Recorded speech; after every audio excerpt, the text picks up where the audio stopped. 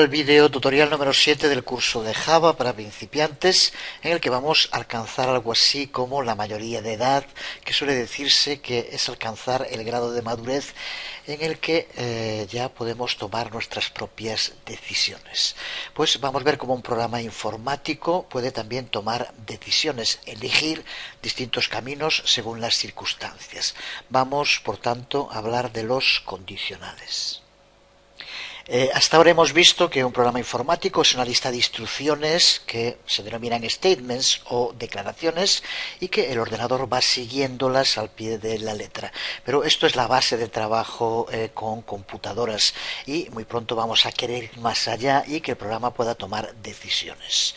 Un ejemplo, si estamos evaluando el resultado de un test, puede que queramos que si el valor es superior a 5, el programa ejecute una acción, aunque sea tan sencilla como imprimir en pantalla simplemente enhorabuena, has aprobado. Sin embargo, si el valor es menor de 5, queremos que se lleve a cabo una acción diferente. Estamos ante el ejemplo más básico de toma de decisiones. Llegado a ese punto, la computadora tendrá que valorar qué valor me devuelve la variable puntuación, por ejemplo, y a partir de ese valor será el propio ordenador el que decide. Si es más de 5 hago esto y si es menos de 5 hago esto otro. Desde luego esta capacidad de decisión puede complicarse y ampliar con ello en gran medida las capacidades de nuestros programas informáticos. El modo en el que se consigue esto en un programa Java es mediante el uso de un condicional. Cuando hablamos de condicionales hablamos simplemente de un tipo de declaración que hace que algo pase, pero solo si se cumple una condición específica. Vamos a ver en este video tutorial el uso de los condicionales if, else y switch. Para ello vamos a tener que trabajar con palabras clave, que son como las que aquí tenemos, el propio if, else, switch, pero también otras palabras clave como case o break, por ejemplo. Y vamos a tener que trabajar también con operadores, los llamados operadores condicionales. Operadores como el de comparación, dos veces el signo igual, el que podríamos llamar de diferenciación, que es este que vemos aquí, y otros operadores ya más comunes, como puede ser el mayor que, menor que, mayor o igual que, menor o igual que.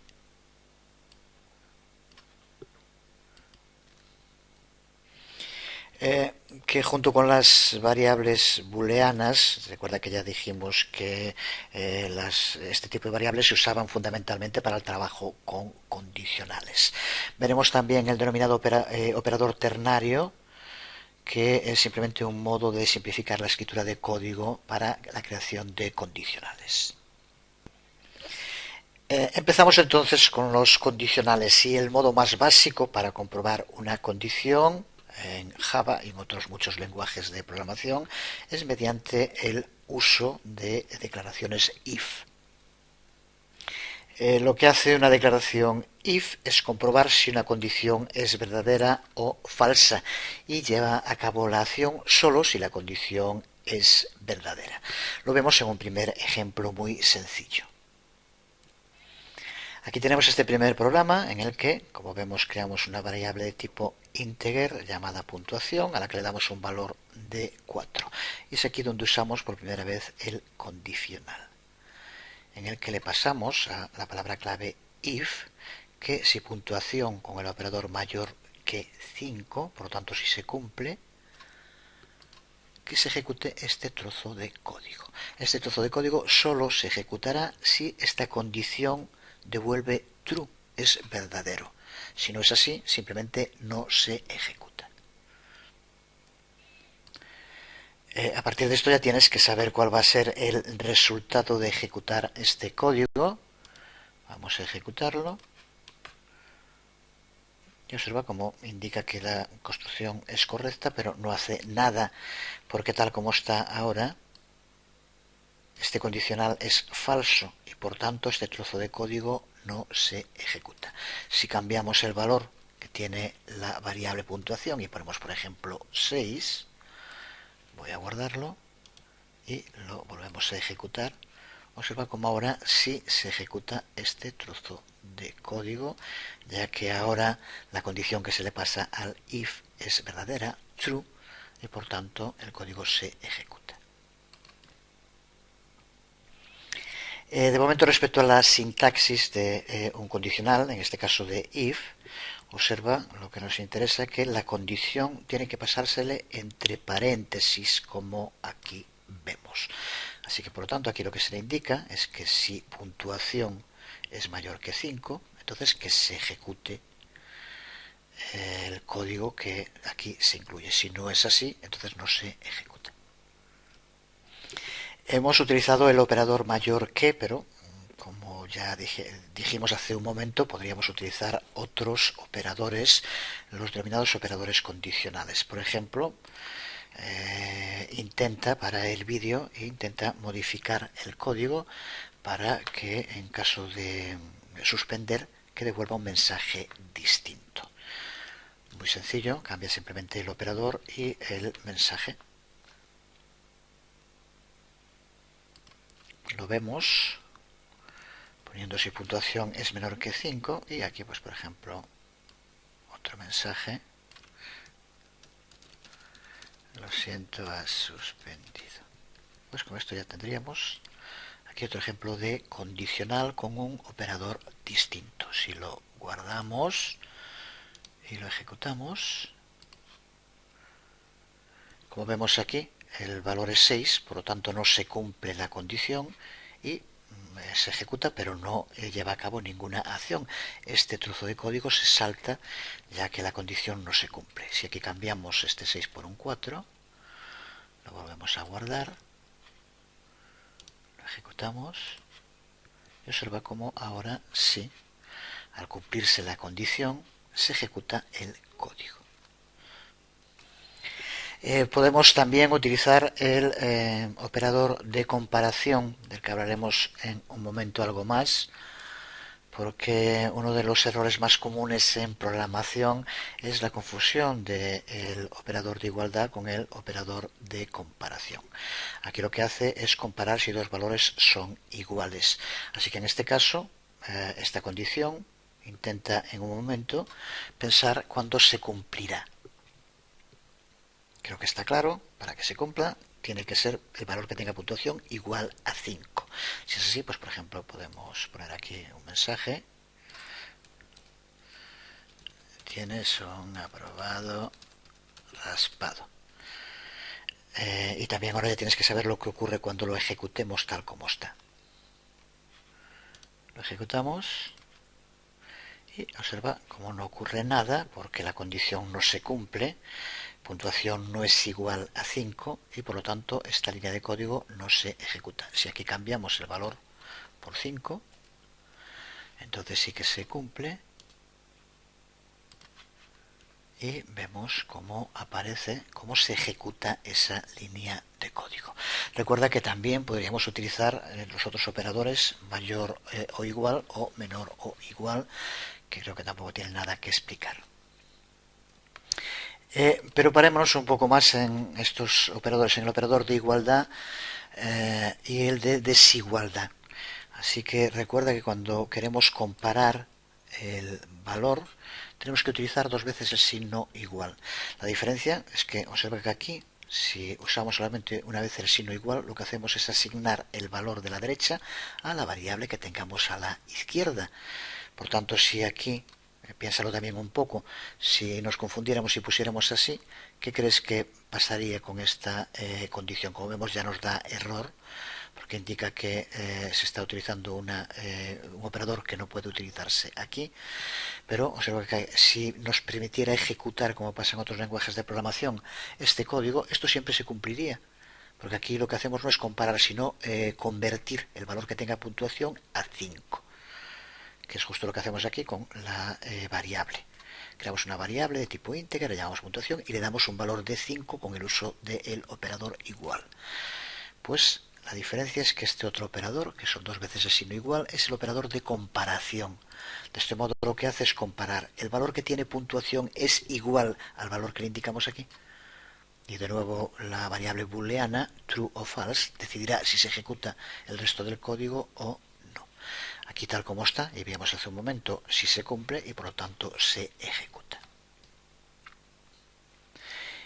Y existe también el operador, igual que el de igualdad, el de desigualdad, para el cual tenemos que utilizar el símbolo de cierre de exclamación, que recuerda que en inglés es lo único que usan y por tanto es el que se utiliza, cierre de exclamación igual. Con esto lo que se compara es si es desigual y solo se ejecuta si la condición se cumple, y la condición se cumple solo si puntuación no es 5. Así que de nuevo aquí ya tienes que saber cuál va a ser el resultado si ejecutamos el código tal como está ahora. Exactamente, no ocurrirá nada porque la línea de código que hay aquí no se va a ejecutar, ya que la condición no es cierta. 5 es igual, es el valor que tiene puntuación, por lo tanto no es desigual. Así que si lo ejecutamos,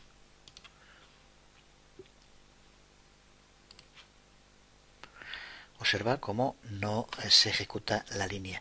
Si le damos cualquier otro valor, el que sea, a puntuación distinto de 5, entonces sí que se cumple.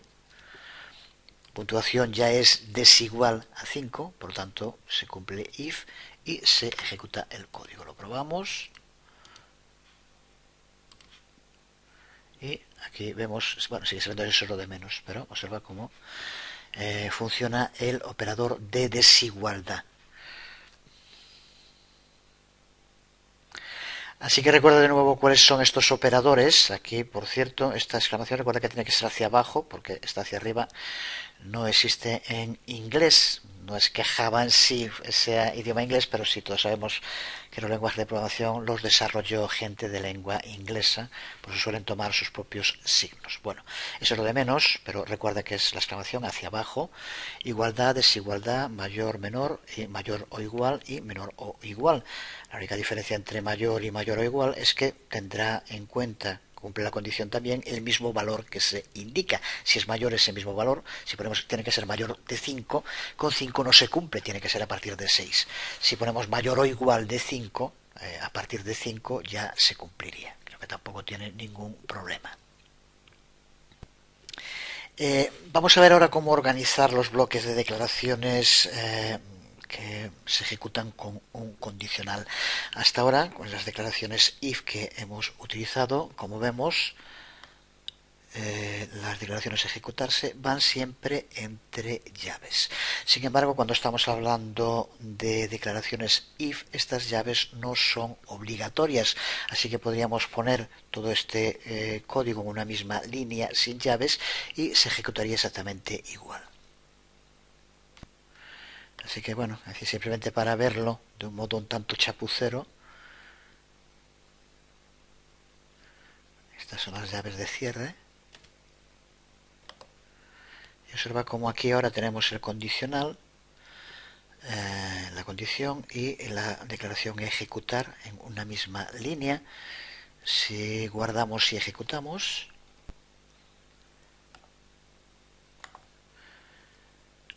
vemos como no nos da ningún tipo de error, compila perfectamente y se ejecuta exactamente igual que antes. Así que con declaraciones if no es necesario el uso de llaves, pero sí que es aconsejable siempre agrupar las distintas declaraciones, sean if o de otro tipo, entre llaves. Vamos a verlo en otro ejemplo. Desde luego podemos utilizar más de una declaración if en nuestro programa, faltaría más. Aquí podemos ver en pantalla un ejemplo de un programa en el cual utilizamos dos declaraciones if. Si lo analizamos un poco más en detalle, vemos como aquí tenemos una declaración bloque main, de la que ya hablamos en su momento, entre la llave de apertura y cierre, que incluye todo el código del programa.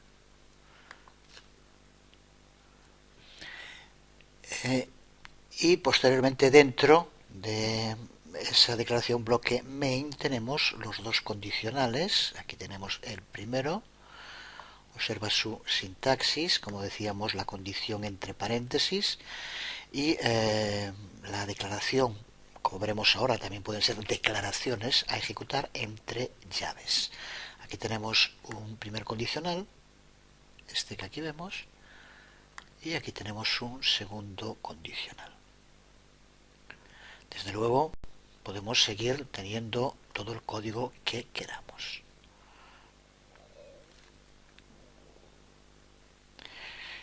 Nos permite ver mejor en este programa el flujo de trabajo de un trozo de código que cuenta con condicionales. Aquí en este caso tenemos la variable puntuación con un valor de 6 y dos condicionales en el que comprueba si el valor es 7 o el valor es 3. Ninguno de los dos se va a cumplir, por lo tanto, tanto esta declaración como esta serán saltadas por el programa y no se ejecutarán, pero sí que se ejecutará esta otra que está fuera ya de los condicionales entre llaves, como ahí vemos. Así que si ejecutamos ahora este código, observa cómo devuelve el valor de este último system.out.println porque está fuera de los condicionales. Si el valor coincide con alguno de ellos, de los dos condicionales, por ejemplo con 7, pues se ejecutará también el primero y desde luego sigue ejecutando este. Guardamos y lo probamos. Y observa cómo aparece el resultado y aparece la primera de los condicionales porque es el que se cumple en ese momento. Desde luego que podemos usar bloques de declaraciones dentro de nuestras declaraciones if y que la computadora haga más de una cosa si una condición es true, es verdadera. Aquí lo podemos ver en este ejemplo en que esta declaración if, de ser verdadera, como vemos, ejecuta estas tres declaraciones. Aquí sí ya las llaves son obligatorias porque son las que le van a indicar el programa qué declaraciones forman parte del condicional y cuáles no. Esta otra que vemos aquí es una declaración que está fuera del condicional y por tanto se ejecutará tanto si la condición es verdadera como si no la es. Si ejecutamos el programa tal como está, la condición no se cumple porque el valor de puntuación es menor de 5 y por lo tanto lo único que se ejecuta es la declaración que está fuera del condicional. Si cambiamos aquí y ponemos por ejemplo 7 y lo ejecutamos, vemos como ahora se ejecuta este system.out.println. Enhorabuena, se ha aprobado. Este segundo system.out.println, tu nota final es el valor que tenga la variable. Y también, como vemos, se ejecuta esta tercera declaración que modifica el valor que tiene grupo a A. Posteriormente, pero esto ya fuera del condicional, nos muestra el valor que tiene esa variable grupo.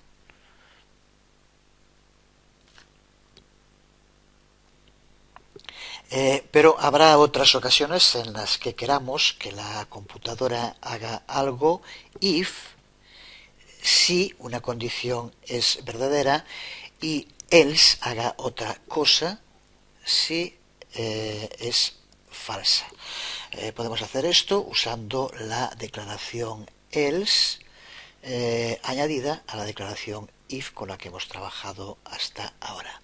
Veámoslo de nuevo en un ejemplo.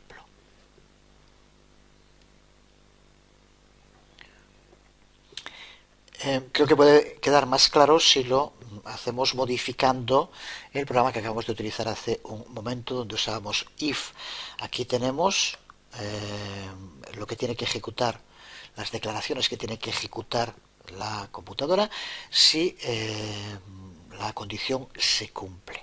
Pues ahora, si queremos que se determine ya aquí qué tiene que hacer el ordenador, si la condición no se cumple, pues simplemente tenemos que añadir un else, como vemos, y entre llaves incluir el contenido.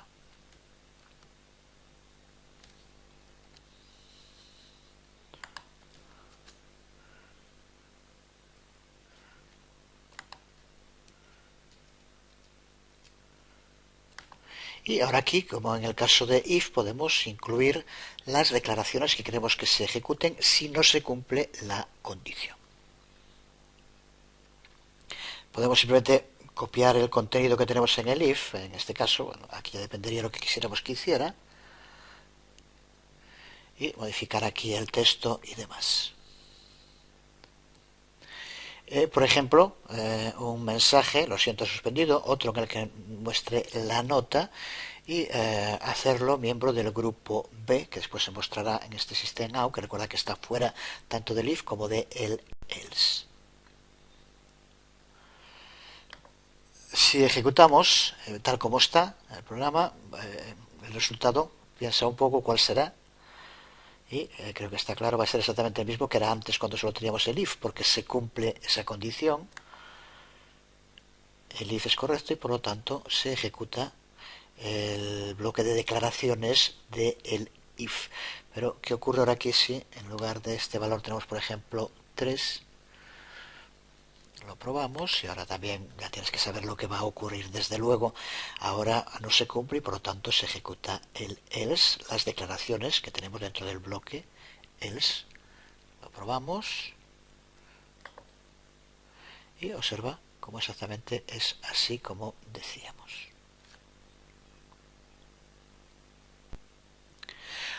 Observa también que la declaración else, que aquí vemos, no lleva entre paréntesis una condición después de la palabra clave. ¿Qué es lo que ocurre aquí con el if? Recuerda que esto es porque este else, la condición, depende de la que tenga if. Así que por lo tanto donde se le indica la condición para else también es aquí. Si se cumple if, si no se cumple else. Pero también podemos usar else para encadenar varias declaraciones if juntas, es lo que se conoce a veces como else if, aunque no sea un condicional diferenciado. Vamos a verlo también en un ejemplo.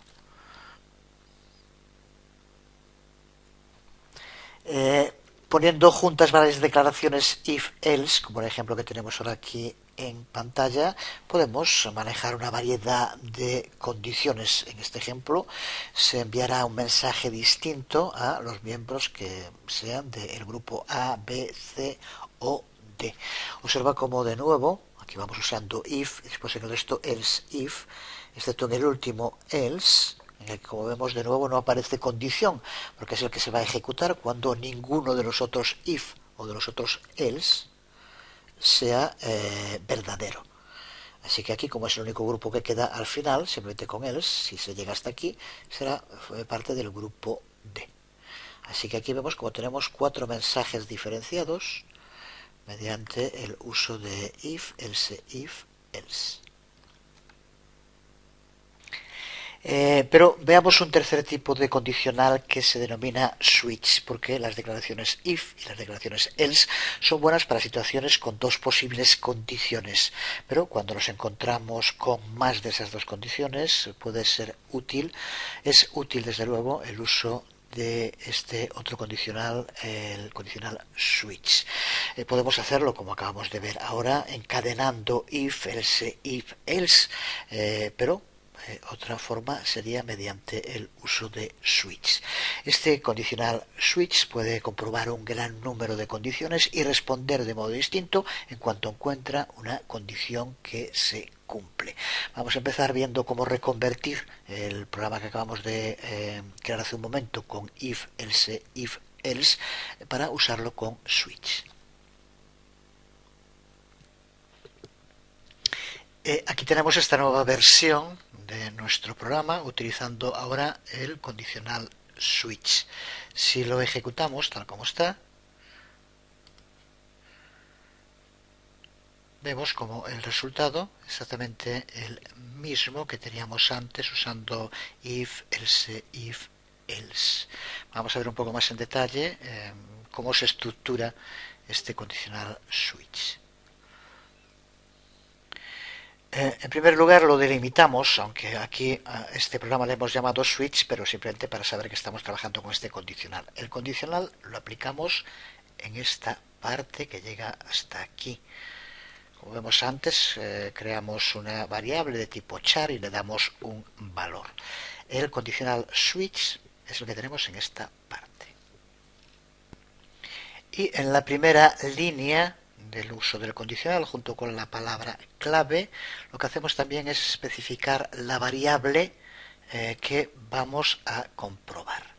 Aquí, como vemos, esa variable es la variable grupo, que es la que aquí creamos antes. Por tanto, para iniciar un condicional switch tenemos que pasarle como parámetro la variable que vamos a utilizar para llevar a cabo la comprobación. Y a continuación usamos llaves para convertirlo en lo que ya dijimos en distintas ocasiones, que se conoce como una declaración bloque, que es todo este código que aquí vemos entre las dos llaves. A ver si lo hacemos bien.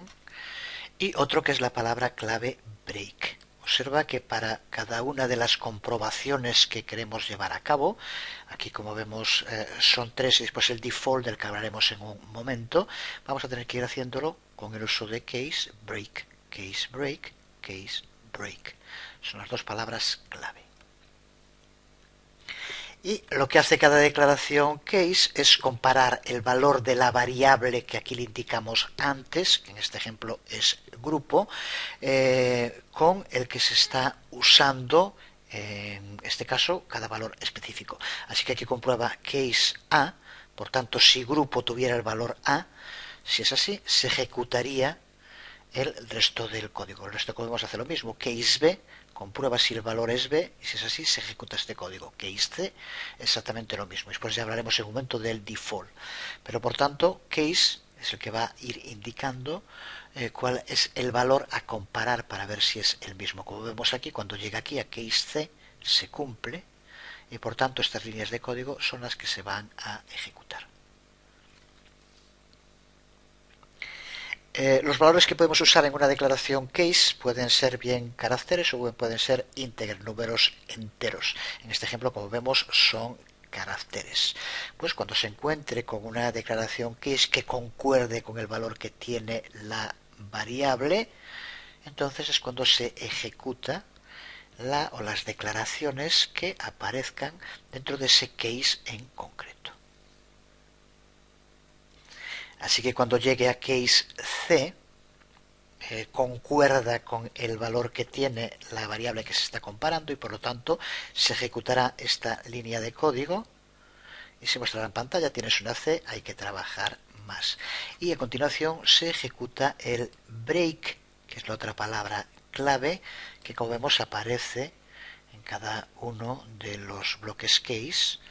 Después de la declaración o declaraciones que se ejecuten, aparece el break. Pues la declaración break lo que hace es indicarle al programa que salga, que deje de ejecutar toda la declaración bloque switch. Por tanto, cuando llega a un break, switch deja de ejecutar, si pasaría al resto del código que vendría después del condicional. Así que aquí, por lo tanto, llega aquí, que hice, ejecuta esta línea, encuentra un break y sale. Por lo tanto, después ya default, en este caso, ni siquiera lo va a analizar. Ya pasaría a la línea fuera del condicional switch. Vamos, para terminar, a ver a qué se refiere con el default, que como vemos aparece aquí, dentro de nuestra declaración switch. Además de case break, aparece otra palabra clave, default. Esta declaración default es usada como una alternativa cuando se llega al final de la declaración bloque switch con todos los case y ninguno de ellos coincide con el valor que tiene la variable con la que se está comparando. Así que si eso no ocurre con ninguna y aparece esta palabra clave default, entonces se ejecuta siempre este código. Así que aquí, como vemos, siempre tendríamos alguna respuesta. Aquí, como tenemos C, se cumple, pero si no coincidiera ninguna, se ejecutaría default y aparecería la información que aquí tenemos. Como vemos, en default tampoco es necesario poner el break porque es siempre la última de las declaraciones que va a aparecer dentro de un condicional switch. Aquí, tal como está estructurado, se parte de que hay cuatro grupos, A, B, C, D, y por último, en lugar de poner el último como case D, que también podríamos hacerlo, lo ponemos default. Pero puedes comprobar que pongas cualquier carácter que pongas aquí, siempre se va a ejecutar, si son distintos de A, B y C y no se cumplen, siempre se va a ejecutar default. Aunque aquí pongas R, L, S, lo que sea, se ejecutaría este default, porque recuerda que es la parte que se ejecuta cuando no se cumple ninguno de los case anteriores. Este default no es obligatorio. Podemos no poner un default dentro de un switch y funcionaría exactamente igual. ¿Qué ocurriría si hubiera solo los tres case y ninguno coincidiera con el valor que tiene la variable? Pues nada, simplemente se seguiría ejecutando el resto del código y el switch no habría hecho nada porque no encontraba ninguna coincidencia, simplemente eso. Si queremos obligar a que siempre haga algo, pues utilizamos el default justo para que ocurra. Vamos a ver por último un cuarto tipo de condicional en Java, que más que un tipo de condicional es un operador, es el que se conoce como operador ternario y que no permite hacer nada que no se pueda hacer con if, else o con switch, pero que sin embargo permite reducir mucho la cantidad de código necesario para crear un condicional. Por eso, cuando programadores ya más habituados a escribir código suelen usarlo, porque les reduce mucho la cantidad de código que hay que escribir. Como contrapartida, a veces es más difícil de entender el código, pero no hay que complicarse, así de claro, es simplemente otra alternativa más que no hace más que lo mismo que hacemos con if, else o switch. Aquí tenemos el condicional if, else que creamos antes. Vamos a ver cómo podríamos transformar este condicional utilizando el operador ternario. Pues todo este código que aquí tenemos escrito podemos reducirlo a el código que aquí vemos usando el operador ternario y siendo la funcionalidad exactamente la misma en los dos ejemplos. La contrapartida, como decíamos, es que el código es más difícil de entender, es menos legible, pero justo se usa cuando ya hay soltura escribiendo código y lo que se quiere es escribirlo lo más rápido posible. Con algunas modificaciones observa cómo si ejecutamos este archivo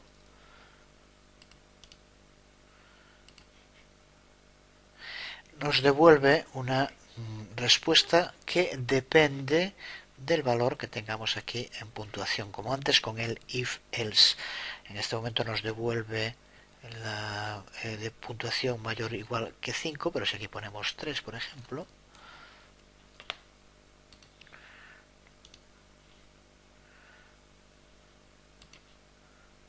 observa cómo nos devuelve ahora la otra contestación. Vamos entonces a ver un poco más en detalle cómo funciona este operador ternario.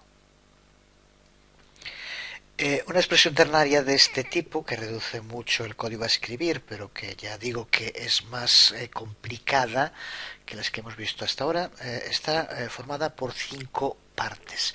La primera, que es la que vemos aquí marcada, es la condición que se debe cumplir, que en este caso es que puntuación sea mayor o igual que 5, que en el ejemplo anterior, usando if else, es lo que poníamos en la condición después de la palabra clave if.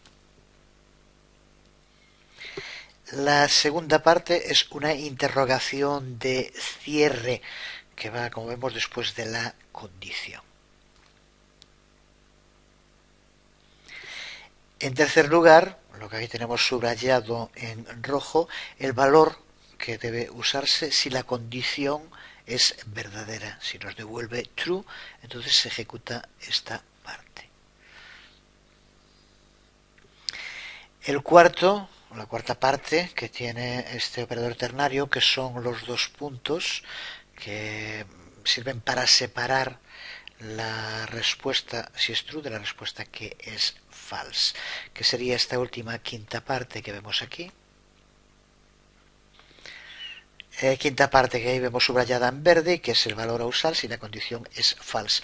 Aquí, como lo que nos devuelve siendo true o false son strings, pues se hace un poco más largo y puede parecer más complicado de lo que realmente es. Lo vemos en un ejemplo más simple para ver las partes de este operador ternario, que es lo que nos interesa ahora. Veámoslo en este ejemplo más sencillo, pero que es exactamente el mismo uso. Aquí, como vemos, lo que comparamos es si algo que, por ejemplo, se podía devolver de un formulario, el género de una persona, hombre o mujer, pues según eso que apareciera señor o señora. Vemos aquí exactamente las mismas partes que decíamos hace un momento. La primera, la condición a comprobar: que una variable llamada género tenga como valor hombre. Si es así, la segunda de las partes que decíamos que era el símbolo de interrogación de cierre. La tercera de las partes, que es la respuesta si esta comprobación devuelve true, por lo tanto es cierto que género equals es igual a hombre, entonces aparecería señor. La cuarta parte, que son los dos puntos, y la quinta parte, que es la respuesta si la contestación es false, que sería en este caso señora. Así que aquí vemos esas 5 partes que decíamos hace un momento en un trozo de código bastante más corto. Aquí vemos esas 5 partes. Ya digo que es un tipo de condicional que en cuanto a su escritura puede parecer un poco más complejo, pero justo por lo que comentábamos antes. Primero la condición, segundo la interrogación de cierre, tercero respuesta verdadera, cuarto los dos puntos y quinto respuesta si es falsa la comprobación de la condición. Vamos a terminar este video tutorial dedicado a los condicionales elaborando un proyecto ya más ambicioso.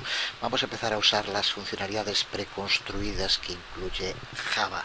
En este caso vamos a utilizar las funcionalidades para determinar la fecha y la hora actual y que podemos usar en nuestros programas para mostrar información. Vamos a crear un nuevo programa al que vamos a llamar reloj Java y vamos a elaborar un programa ya bastante largo. Aquí lo vemos ya completo, largo, pero la mayor parte del código que incluye ya lo hemos visto en lo que llevamos de curso y por tanto tenemos que entenderlo. Con la excepción de la línea 1 y las líneas comprendidas entre la 6 y la 11, el resto de este programa contiene material que ya hemos cubierto a lo largo del curso, así que por lo tanto no tiene que haber problema para entenderlo. En esta parte, como vemos, configuramos una serie de variables para que contengan, gracias al uso de métodos preconstruidos de Java, en este caso de la clase calendar, la hora, el minuto, la fecha del momento en el cual se ejecute el programa. Y posteriormente, a través de condicionales if o condicionales switch, vamos a usar esa información para que se nos muestre en pantalla la hora y fecha actual. Si tal como está, ya terminado, ejecutamos el programa. Observa la salida, primero un saludo que dependiendo de la hora va a variar entre buenos días, buenas tardes o buenas noches, y posteriormente son las hora, minutos y la fecha, día, mes y año. En estas líneas de las 6 a la 11 nos referimos a una variable de tipo calendar y a la que llamamos ahora, como aquí vemos. El tipo de la variable calendar, observa que aparece, se inicia calendar, empieza con mayúscula. Es así porque calendar es un objeto. Veremos cómo crear y cómo trabajar con objetos muy pronto en el curso. De momento, para lo que estamos haciendo ahora, nos vamos a centrar en lo que hacen estas líneas de código, más que en cómo lo llevan a cabo, que veremos en su momento. Pero observa cómo guardamos en variables de nombre hora, minuto, mes, día y an, le llamé a este que sería para el año, el resultado de llamar a un objeto de esta clase calendar que creamos aquí arriba y que vamos a recuperar esa información mediante el uso de métodos hour of day, minute, month, day of month y year. Estos son ya métodos preconstruidos de esta clase calendar de Java. Así que con esto tenemos ya guardado en estas variables la información que necesitamos para tener fecha y hora. Resumiendo las partes fundamentales del programa, es en esta línea 1, en la que como vemos usamos un import, que era la que decía que es la otra línea que de momento no hemos visto en el curso, aunque veremos también muy pronto. Con esto lo que hacemos es habilitar nuestro programa para poder usar una clase que es necesaria para determinar, en este caso, la fecha y la hora actual. Se trata de Java útil y como vemos pasamos aquí como asterisco. Por lo tanto, una de esas clases que vamos a tener aquí es calendar, que es la que queremos utilizar aquí. Así que si te preguntas de dónde sale calendar, lo conseguimos usar en el programa mediante el uso de este import que vemos aquí arriba.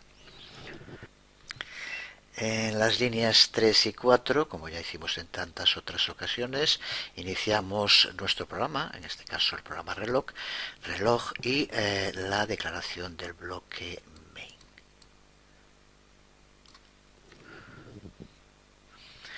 La línea 6 es donde creamos un objeto de una clase, en este caso el objeto ahora de la clase calendar, y que es donde se va a contener la fecha y la hora actual de nuestro sistema operativo. Esto desde luego se actualiza cada vez que se ejecute el programa, por tanto cambiará la hora que aquí nos muestra. Las líneas de la 7 a la 11, como ya decíamos, crean variables para contener la hora, minuto, mes, día y año que esté marcando nuestro sistema operativo, nuestro ordenador en ese momento. Estos valores de las variables son tomados a través del objeto calendar, que es el almacén para toda esta información. Y a partir de aquí, en la línea 13 tenemos un comentario y esta parte que va hasta la 20 es donde ya empieza realmente la ejecución de nuestro programa, como vemos en este caso mediante el uso de un condicional if, else. Lo que va a hacer es, basándose en el valor que tenga la variable hora, que recuerda que la obtenemos aquí, devolver un mensaje distinto de buenos días si el valor que nos devuelve es menos de 12, de buenas tardes si es de menos 17 o de buenas noches en otro caso. Por tanto, de 0 a 12 buenos días, de 12 a 17 buenas tardes y de 17 en adelante buenas noches. Así que por lo tanto vamos a tener un mensaje personalizado dependiendo de la hora, y lo que nos interesa ahora, un ejemplo concreto del uso de condicionales, que es con lo que estamos trabajando ahora, en este caso un condicional if, else. Observa que aquí podríamos poner también if hora menor 12 y aquí else if hora mayor 12 menor 17, pero como se va ejecutando en el orden en el que aparecen, aquí como poner 17, si es menor de 12 ya se ejecutará el primero, así que por lo tanto ya no seguiría leyendo el resto, así que nos vale este modo más sencillo de escritura. Seguimos analizando el código del programa. Y en las líneas de la 22 a la 26 es donde vamos a determinar el modo en el que queremos que aparezca la hora. Y vamos a utilizar, como podemos ver aquí, un operador ternario que acabamos de explicar hace muy poco tiempo. Usamos system.out.print, en otros casos system.out.println, para, aquí queremos que aparezca en la misma línea y por lo tanto print, para enlazar varios strings, y aquí en esta línea es donde usamos ahora un operador ternario, un condicional ternario. ¿Qué es lo que hacemos aquí? Que se nos muestre siempre, sea la hora que sea, como máximo hasta 12. No va a aparecer nunca, son las 15, 16, 17, 18. Lo que hacemos para ello, como vemos, recuerda las partes que decíamos hace un momento. Condición, si hora es mayor de 12.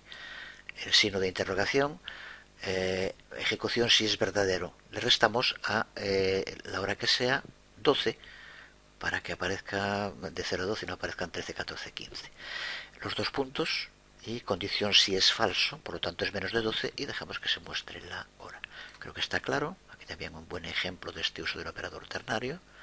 Y de este modo hacemos que aparezcan siempre solo horas de 0 horas a 12 horas y que no aparezcan números 13, 14, 15 de este modo. A continuación, aquí de nuevo ponemos el comentario para explicar lo que incluye esta parte del código, y a partir de la línea 30 hasta la 35 es donde determinamos cómo van a aparecer los minutos. Para empezar, aunque recuerda que esto y no estaría nada mal, puedes llevar a cabo cambios para que aparezca de otra manera. Indicamos aquí que los minutos aparezcan solo si no son 0. Por lo tanto, aquí el operador de diferencia o de desigualdad, si minuto es distinto de 0, esto significa que si minuto es igual a 0, toda esta parte de código no se ejecuta. Por lo tanto, no aparecería nada respecto a los minutos. Pondría son las 12 horas o son las 7 horas y nada más. No pondrá 0 minutos. Aquí de nuevo usamos para ello un condicional if, como vemos. Si es así, si los minutos es distinto de 0, mostramos primero el valor que tenga la variable minuto y un espacio. Y posteriormente, como vemos aquí, utilizamos de nuevo un condicional, un operador ternario, para que muestre si es más de 1 minutos, si es 1, que muestre minuto, porque puede ser que sean las 8 horas 1 minuto, entonces no quedaría bien 8 horas 1 minutos. Así que por lo tanto, aquí de nuevo tenemos un buen ejemplo del uso del operador ternario, en que poco espacio le vamos a permitir que lleve a cabo esto, como vemos, condición que minuto sea distinto de 1, la interrogación, si es verdadero que muestre minutos, los dos puntos, si es falso que muestre minuto.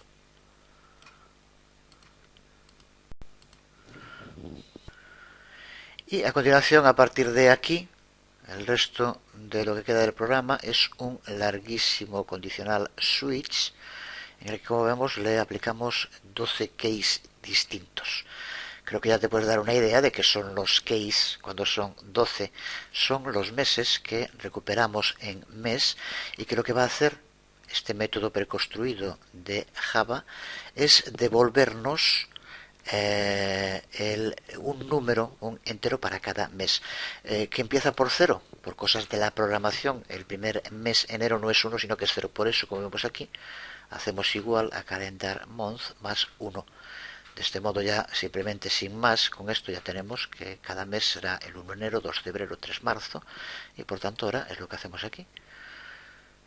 Case, lo que devuelve mes. Recuerda también, como vimos el switch, hay que pasarle primero cuál es la variable a comprobar, mes. Si nos devuelve 1, pues lo que tenemos que hacer es que se nos muestre enero. Si nos devuelve 2, febrero, y así sucesivamente. Sin más, es largo, pero muy sencillo, no tiene ningún problema. Creo que se tiene que entender perfectamente. Desde luego, tendría que ser también muy fácil que supieras cómo tendrías que hacer aquí para que recuperara los meses igual, si no hubiéramos puesto aquí el más 1 en month, que simplemente nos devolviera los valores crudos, por decir así, de la llamada al método month de la clase calendar. ¿Qué habría que hacer en ese caso? Aquí, creo que es muy sencillo. Lo único que teníamos que hacer es crear un primer case que en lugar de ser 1 fuera 0, y esto nos devolvería enero, 1 devolvería febrero, 2 marzo, 3 abril, etcétera. Simplemente es más lioso, por eso mejor poner el 1, así queda con el número de mes que ya usamos, pero para entender, lo veremos muy pronto también cuando hablemos de los arrays, como en programación empieza a contarse los elementos de un array, por ejemplo, en este caso los meses, desde 0 y no desde 1. Pues el resto del programa, como vemos, simplemente nos muestra el año, y aquí cerramos tanto main como el programa. Así que aquí este largo programa, pero como vemos tan sencillo ya de entender a estas alturas, que nos permite recuperar la información actualizada en todo momento de la hora, minutos y fecha cuando lo ejecutamos. Pues nada más, quedamos por hoy aquí. Terminamos con esto de ver los condicionales. No que, nos queda en estos fundamentales de ver loops y arrays antes de empezar ya en el segundo gran bloque que va a formar el curso, que es el relacionado con la programación orientada a objetos, donde veremos más en detalle tanto clases como objetos, métodos y demás. Bueno, pero de momento quedamos aquí por hoy. Nada más, os hablo Jesús Conde. Nos vemos.